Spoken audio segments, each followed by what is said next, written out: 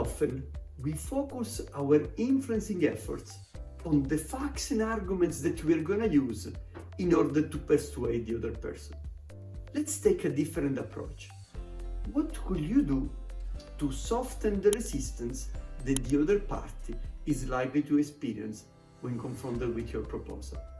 My name is Giuseppe Conti, I'm a business school professor and the founder of Conti Advanced Business Learning, a company that specializes in negotiation and influencing.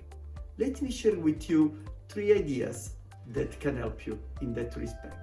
The first one is a classical one: ask more questions and make less statements.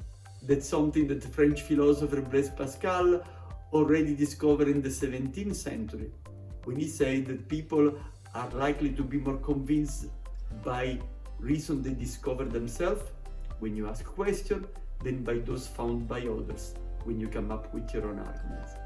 The second idea is acknowledge their perspective.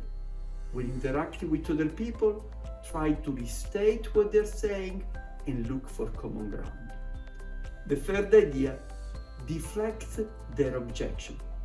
What we tend to do is when confronted with an objection, we try to come up with our own point of view. And as a result, the counterpart is likely to become more entrenched into their own views. A better approach is to deflect the objection.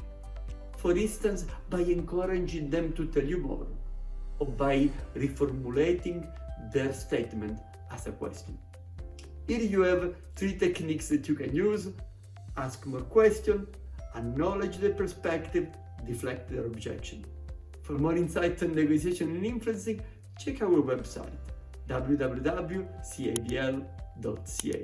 Thank you.